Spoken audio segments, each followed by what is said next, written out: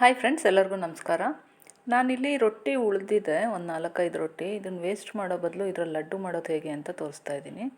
ತುಂಬ ರುಚಿಯಾಗಿರುತ್ತೆ ಇದು. ನಾನು ಈ ರೊಟ್ಟಿ ಮಾಡ್ಕೊಳ್ಳೋವಾಗ ಜೋಳ ಸಜ್ಜೆ ಎಲ್ಲ ಸೇರಿಸಿ ಮಿಷಿನ್ಗೆ ಹಾಕ್ಸಿರ್ತೀನಿ.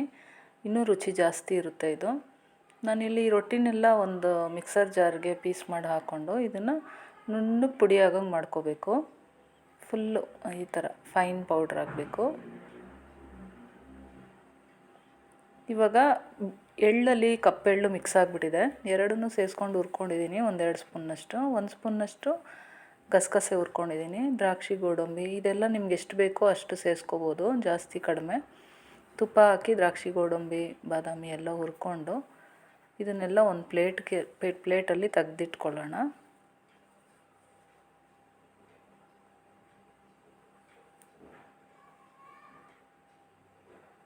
ಇವಾಗ ಇದೇ ಪಾತ್ರೆಗೇ ಒಂದು 4-5 ರೊಟ್ಟಿ ಇದೆ, ಅದರಿಂದ ಸ್ವಲ್ಪ ಬೆಲ್ಲ ಹಾಕ್ತಾಯಿದ್ದೀನಿ. ನೀವು ನೋಡಿಕೊಂಡು ಸಿಹಿ ಜಾಸ್ತಿ ಕಡಿಮೆ ಮಾಡ್ಕೋಬೋದು. ಸ್ವಲ್ಪ ಬೆಲ್ಲಕ್ಕೆ ಸ್ವಲ್ಪ ನೀರು ಹಾಕ್ಕೊಂಡು ಚೆನ್ನಾಗಿ ಇದನ್ನು ಪಾಕ ಬರೋ ಹಾಗೆ ಗಟ್ಟಿ ಪಾಕ ಮಾಡ್ಕೋಬೇಕು. ಅಂದರೆ ಎಳೆ ಪಾಕ ಆ ಥರ ಏನು ಬೇಡ, ಪಾಕನೇ ಸ್ವಲ್ಪ ಗಟ್ಟಿ ಆದರೆ ಸಾಕು. ಈ ಥರ ನೋಡಿ, ಇವಾಗ ಇದು ರೆಡಿ ಇದೆ. ಇವಾಗ ಸ್ಟವ್ ಆಫ್ ಮಾಡ್ಕೊಂಬಿಡೋಣ. ಇವಾಗ ಒಂದು ಪ್ಲೇಟ್ಗೆ ನಾನು ಪುಡಿ ಮಾಡ್ಕೊಂಡಿರೋ ಚಪಾತಿ ಹಿಟ್ಟನ್ನು ಹಾಕ್ಕೊಂಡಿದ್ದೀನಿ. ಮತ್ತು ಒಣ ಕೊಬ್ಬರಿ ಜಾಸ್ತಿ ಹಾಕ್ಕೊಂಡ್ರೆ ತುಂಬ ಚೆನ್ನಾಗಿರುತ್ತೆ.